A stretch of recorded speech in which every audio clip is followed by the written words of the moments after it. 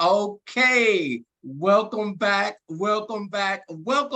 everyone, to the number one spot to be on your Wednesday morning right here on the internet.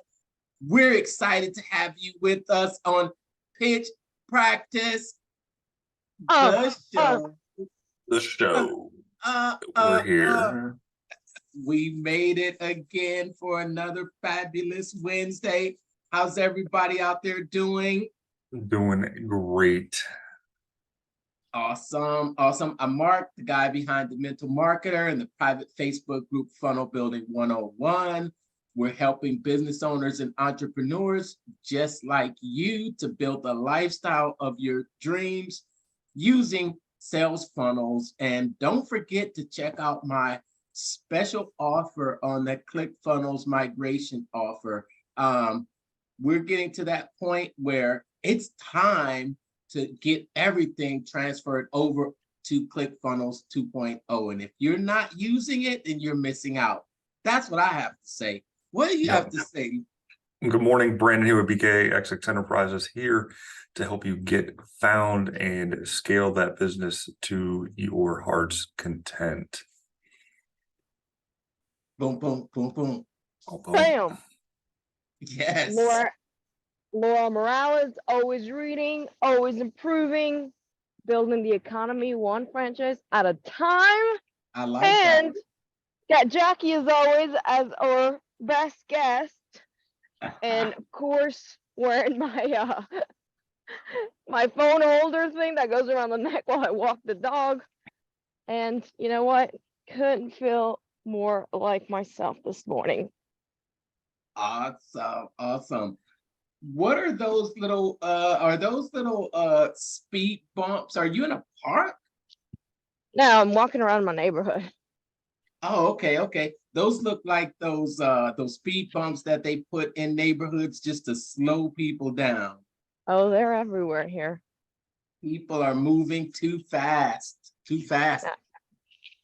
Yeah. And speaking about moving too fast, we're going to go over 2 chapters in the book today.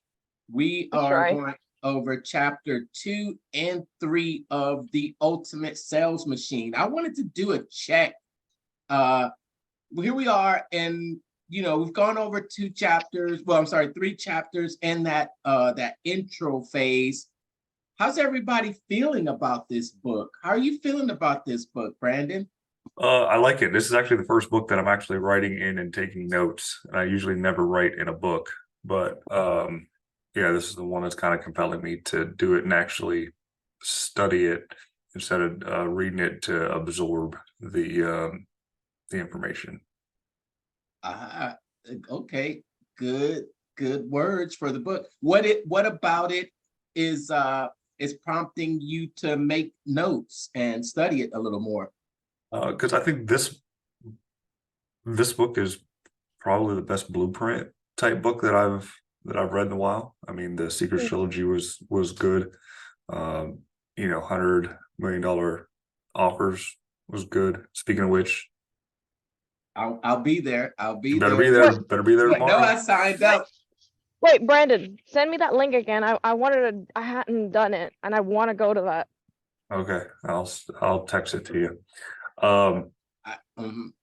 Yeah, so by the time you see this, the event's going to be over, so that's unfortunate, but I'm so looking forward to that deal. And that in itself is a masterclass of lead generation for everything he's done, and he's followed some of the principles in the book as well. So you can see where you're getting the information from. But no, I mean, the book's just a good blueprint to get everything started, and it starts at the ground level, the foundational level of taking care of the employees, getting them on the same page, making sure that you as a business owner have your time and everything allocated appropriately, and how to get your ideas out into the business and then the marketplace as a whole. So yeah, it's a great blueprint. Nice. And before we get your comments, Laura, I just wanted to say, if you haven't picked up a copy of the book, you better hurry, because I think we might have gotten some of the last 3 copies. Remember I told you guys I had to search for it frantically, but so far we've had an intro and a preface, and then chapter 1 was about time management. And it's crazy. It's about the 12 key strategies to focus on with, what is it? Pig-headed discipline. Pig-headed discipline. So, and each chapter goes over one of those key strategies. And think about this, we're in a sales strategy book, and the first 3 chapters have been about time management. Chapter 2 was about trainings and training regularly. And then number 3 was about effective meetings. So we haven't really gotten into any, like, scenarios where we're talking about, how to, encounter those situations in sales situations. We're just building frameworks here, building a foundation. What are your thoughts, Laura? I've really enjoyed the book. I think the number one reason why I've enjoyed the book is because it's not a book I would have usually picked up. I'm a little bit more of a skeptic about books that aren't kind of like, I go for the Grant Cardones, or like so just because I'm really focused on that, and it's something I've done since I started thinking about sales and training and all that. So really happy we picked up this book. Some of the things that you start realizing when you start reading, especially sales books, they'll say the same things. It's just in a different way. Yeah. So I mean, I've really enjoyed his perspective. I think a huge part of his credibility for me was when he just mentioned Charlie Munger's name. I was like, okay, that just gave me permission to be a little bit more open, because he's not just a bullshitter, like influencer trying to write a book, and plus he's dead, right? So everything he actually did was in the 90s or 80s. So I like that. Maybe the 2000s. Maybe the 2000s. That's right. He did talk about TiVo.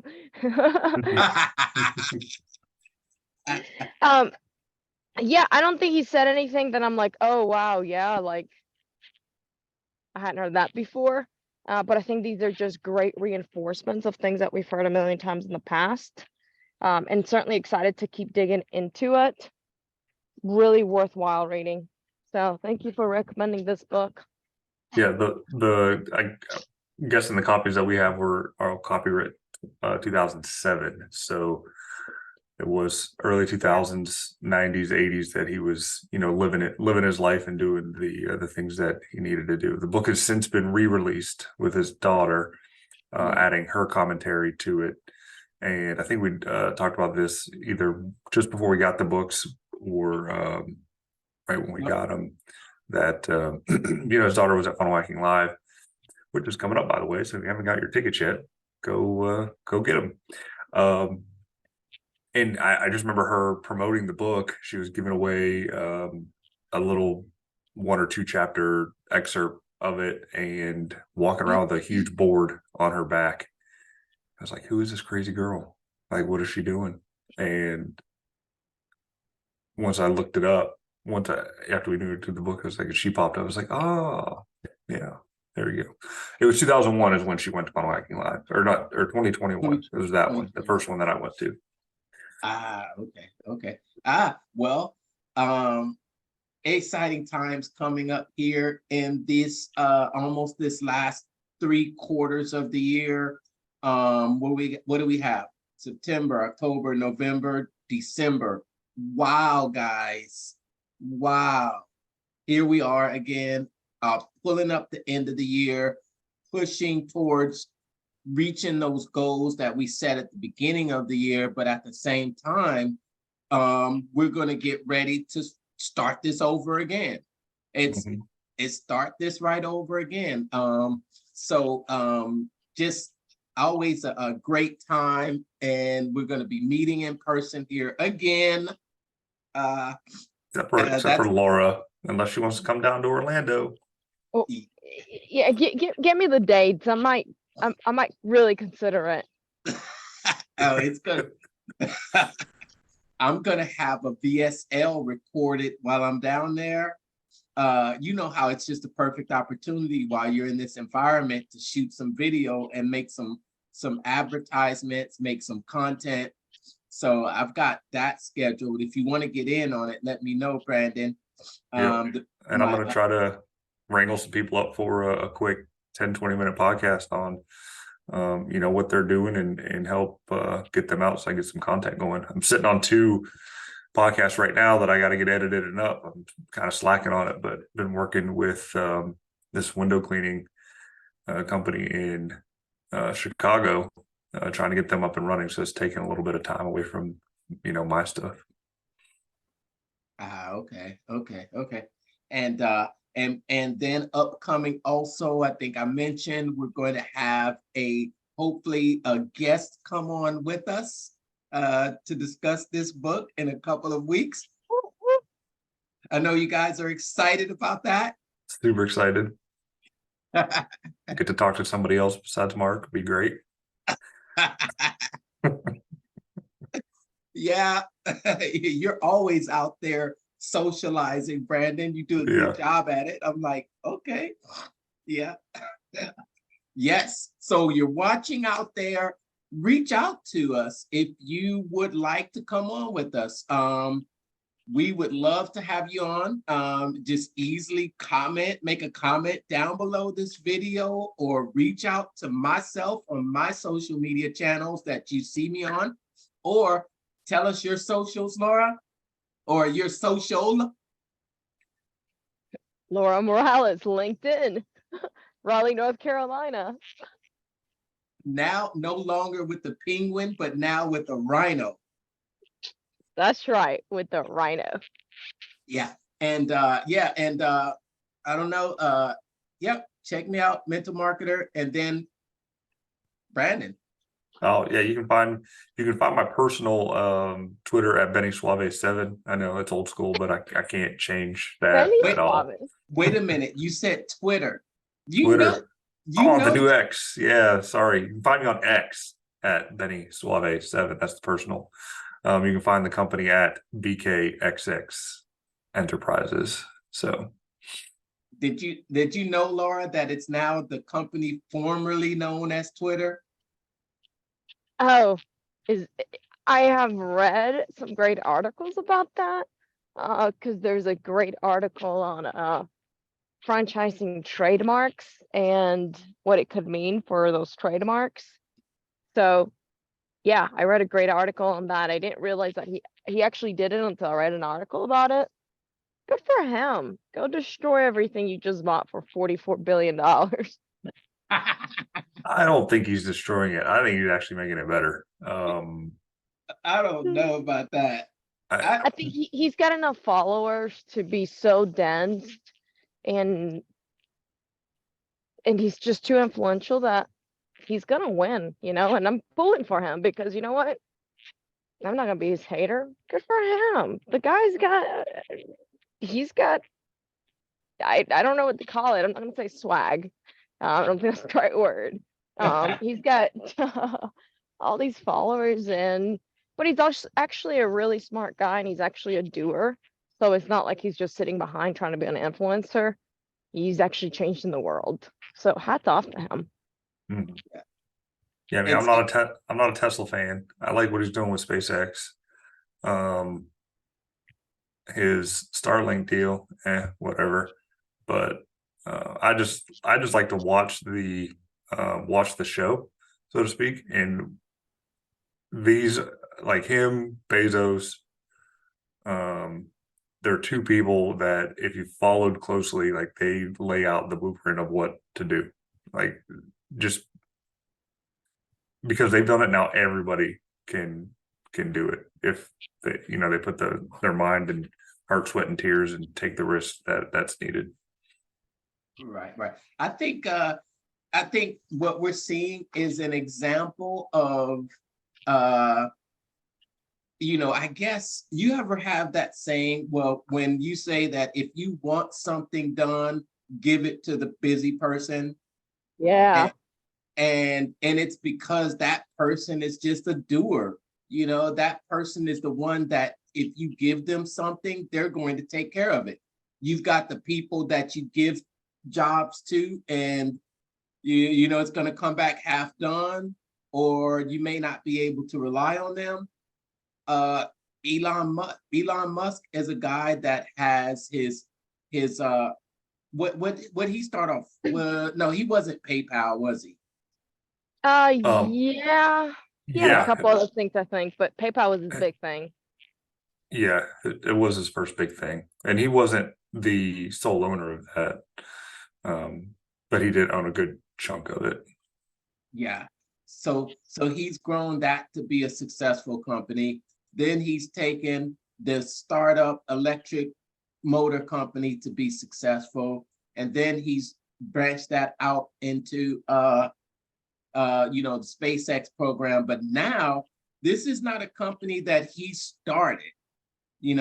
This is him coming in and taking on a company that was already, I would say, well, it was a major player, a major social media platform. I agree.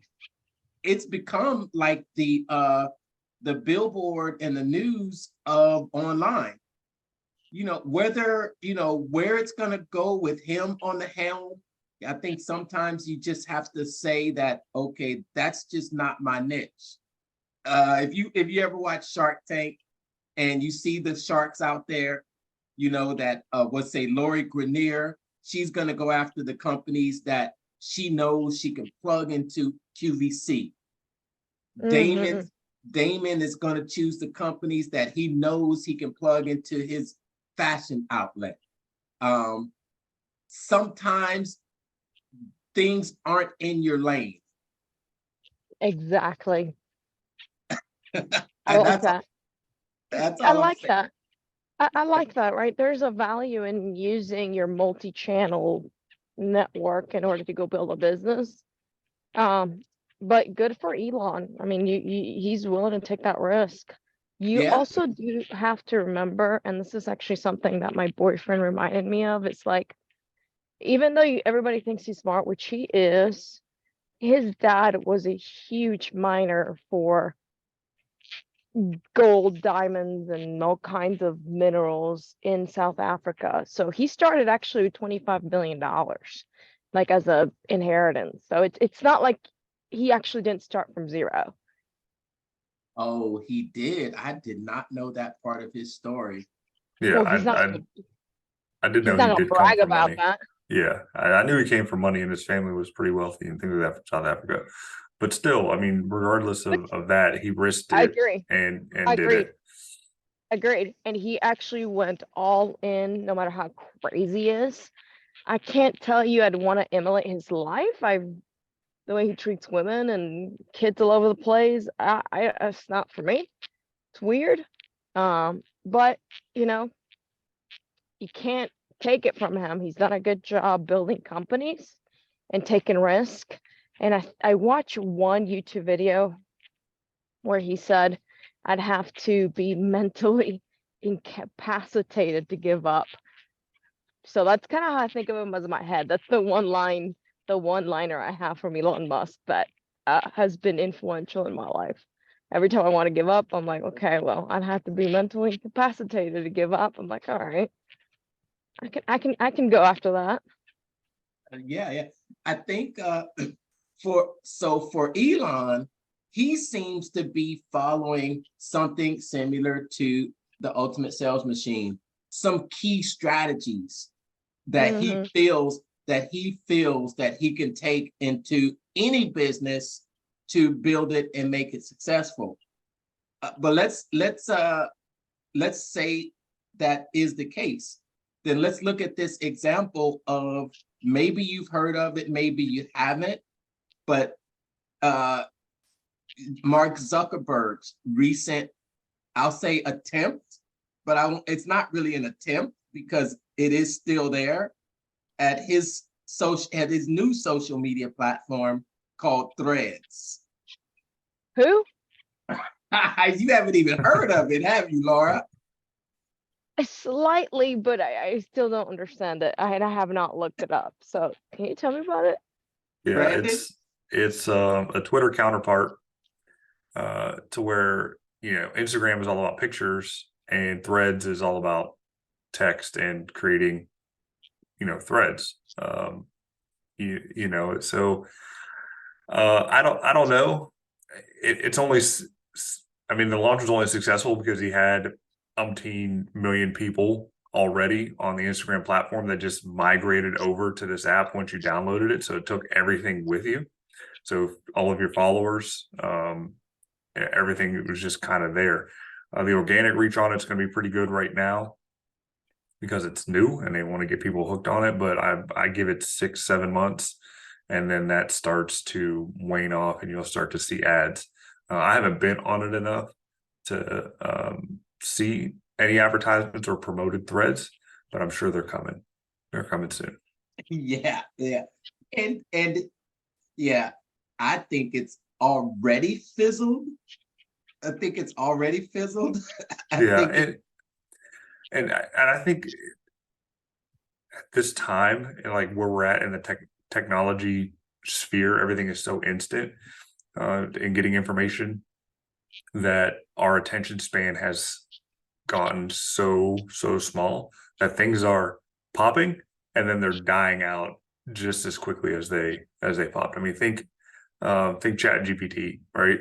That was all the buzz, you know, 3 months ago, and now in that whole news cycle, yeah, you're still hearing about AI and all that kind of stuff, but it's that phase is past. I mean, you got that huge exponential bump in downloads and usership, and now it's slowly either plateauing or falling off. So, and they're not sustainable for what they are. I think I read an article the other day that you know, the amount of money it takes to run daily, I think it's like $700 million a day. Whoa. Sorry, what? Yeah. Sorry, to run what? ChatGPT $700 million? a day. Wow. For the amount of queries that they get to generate text. Wow. Oh my God, that's amazing. So how did they get funded? I don't know their story, to be honest. I will say I freaking abuse their system and I write a lot of great emails through them because I'm not a great writer. So I just copy my paste and I'll write like, write this better like a badass professional. You say abuse it. Oh, I've abused ChatGPT hard and I am proud of it. Yeah, I mean, they get funded from a small subscription deal, the $20 a month plus I think they charge to use the API. I don't know what the API costs are on the back end, but yeah, I mean, it's when I saw that number, I thought money just doesn't exist anymore at those figures. Like it's there's no way that money is real when they're saying something costs that much money to do it. But yeah, it could also be lying. They could be, or you know, I could be inflating that, and it's not really $700 million a day. You have to go do the research yourself. I just remember that number associated with ChatGPT. So it could be a day, it could be a month. I know it's not a year, but it was just a staggering astronomical number that just is buries deep into your mind that, wow, this company, there's no possible way. So they might be filing for bankruptcy. Who knows? But wow. Yeah, and so I think that we got some learning to do and to possibly get off this crutch of AI and self-generated text. Yeah. Oh Lord, please don't let that happen to me. The news cycle and what's relevant is changing constantly. We've been talking, we're down to 3 minutes left. The time just goes by so fast. We'll be moving on in the next chapter next week, but this book has been pretty good with some great takeaways. And as Brandon mentioned before, this is the type of book that you do write in. I actually wrote in this book myself too, which I hardly ever do. And because I got a used copy, I saw a couple of marks in here as well. But big takeaways from the past 2 chapters of regular training. I think we know the importance of training regularly, but what he did was just give some examples of things to do, group questions, group discussions, and how to conduct those trainings. And then the next chapter was about, that we just finished up, that was about meetings. And it was about how workshops and how to conduct those meetings. And those were some really step-by-step examples of what to do on the whiteboard. Maybe talked about, look at this, focus on how can you upsell. Remember we talked about upsells, what can you add, and then start to checking things off. So those are my great takeaways. We got 2 minutes. So 30 seconds and 30 seconds to finish off. Yeah, I mean, definitely like the meetings chapter. I'll be conducting more meetings here, or be at least participating in more meetings here soon. So hopefully I'll be able to get to use those techniques in the meetings and make them more productive and effective. Congratulations. Congrats, Brandon. Hey, I like the part where he talks about case studies through training. So one of the best ways to train is through case studies. That makes sense. So one of the ways that I've started training even more myself is looking at what we call in the franchise industry deal announcements and starting to understand the deal mechanics of why somebody said yes to something at what time and kind of what was the context around it. That's really, I mean, for one pager, but it's more like a case study. That's kind of how I'm thinking about it. So learning and training through case studies is something I really, really believed in and been doing lately. So hats off to the book for that. Awesome, awesome, awesome. And here we are at the end of another show. Thanks for tuning in. Feel free to share this on your social media, but definitely hit that like and love and subscribe. Thanks for watching. Take care. We will see you next time. And as always, close the deal. That's it. Close it. Get her done. The deal. Close the deal, baby. See y'all. Close the you deal. later. Bye, y'all. All right.